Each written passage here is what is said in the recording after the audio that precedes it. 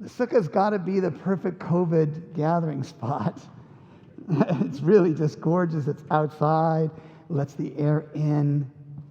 But the sukkah, as I've mentioned, is supposed to represent beauty, a connection to nature, to opening ourselves up to that connection, to joy, and also remembrance of our own redemption, our escape from Egypt, from oppression. It was my honor a number of years ago to work on creating that sukkah that's out there in the courtyard, that kind of modern expression that we have.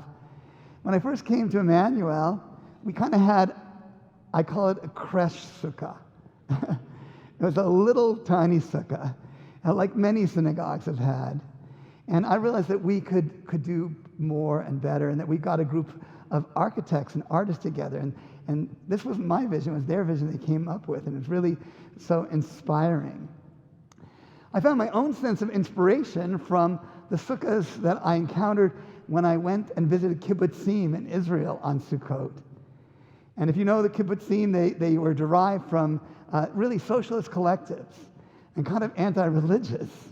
But they really connected to Sukkot because of they were farms for the most part, and that harvest season. And so the kibbutzim built these huge sukkahs, like the size of half this room. So the whole kibbutz could dine and gather together under the sukkah. And I thought, well, can't we do something like that to invite our community to come under the sukkah? But then there was a second source of inspiration, and it's not a sukkah, but it's a beautiful piece that you can see in the Museum of Jewish Heritage. Have any of you been there in New York City? It's a fantastic museum that teaches about the Shoah, that bears witness to the Holocaust, but does so in a way that is inspiring because it teaches about Jewish life before the Holocaust on the first floor. And those who come into the museum and don't know anything about Jews come and learn a bit about Judaism.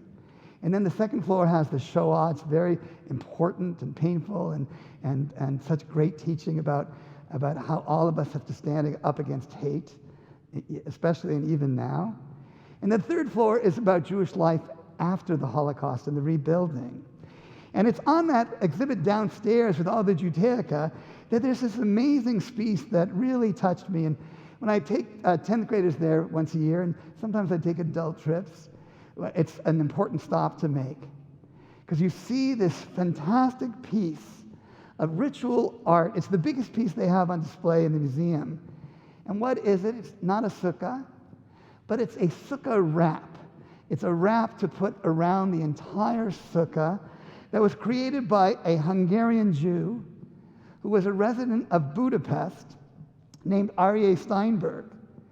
Aryeh Steinberg had spent his life as a teacher, as a cantor, as a shochet, a kosher butcher.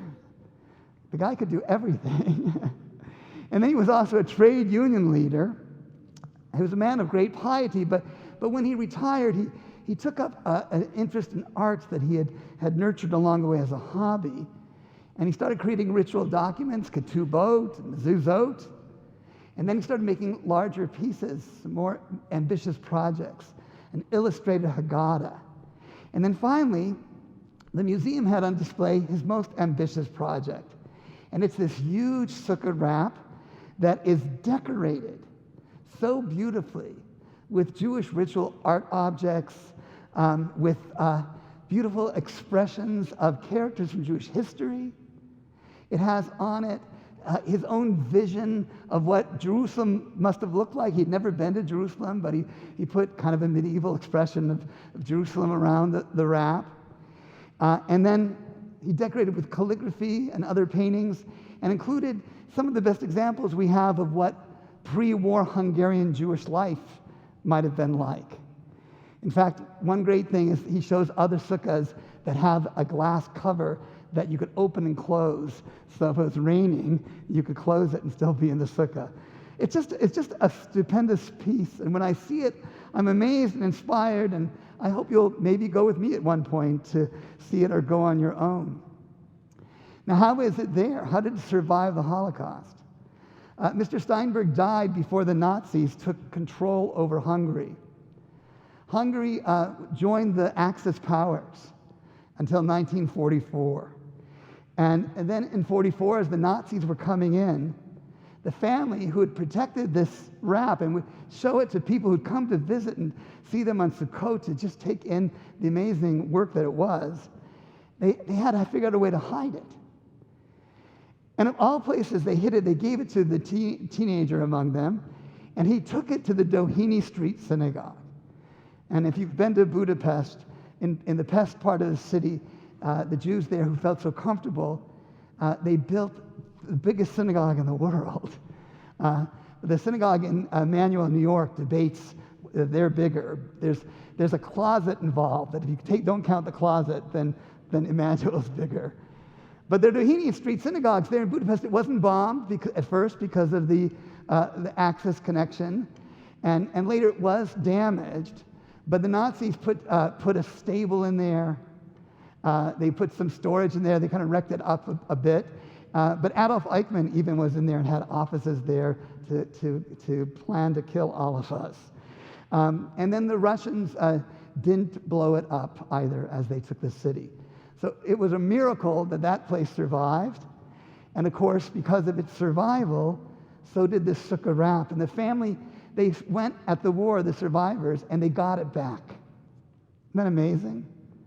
They got it back and they took it home. But then what happens to Hungarian Jewry? The Soviets take over, and of course they're anti-religious. And so the family now has to hide the sukkah wrap in their closets at home and pretend not to be Jewish until the 56 revolt takes place.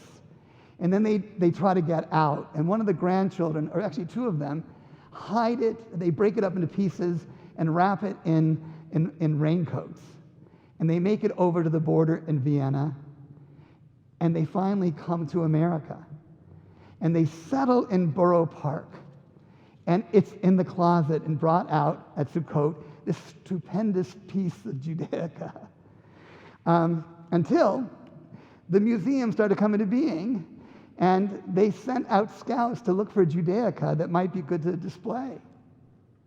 And so somebody ended up in a pharmacy, and the pharmacist said, or maybe it was a relative, hey, do you know about this sukkah wrap? And they went to the house, and they were amazed, and so grateful the family lent it to them that it really takes up about half that wall over there on display in the museum. And it's just a treasured object. Now, why am I relating this to you? Well, I want you to remember this is Zman Simchateinu, season of our joy. And as we come out of COVID, I hope that you'll see your coming out as an opportunity not just to be relieved, but for the flowering of Jewish life and creativity. Sukkot embraces beauty and a sense of salvation.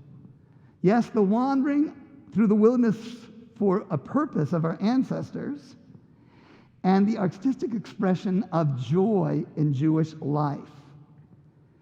Now, you may not have seen it, but we had the artist Shimon Addy here a number of days ago. Cantor Addy's brother is the artist who put the exhibit on the barges floating around the city that showed that taught about refugees coming to America. And he came here and he spoke and shared some of his Jewish work that he does. And it's so important. We have in the city the Contemporary Jewish Museum. Have you been there? We need to support it. They have a brand new head, Chad Corvey. I'm not trying to pronounce his name. But it's a treasure in the city because it looks to celebrate a living Judaism. And I want you to think about that's what that man did. He celebrated Jewish life. He added his beauty, and the family protected it, not to be nostalgic, but to help see hope in Jewish life going forward. Well, we need to connect to that hope too, with all the negativity out there, to see the beauty, and then see how do we add to the beauty of our lives, of Jewish life, the life of the city and the country.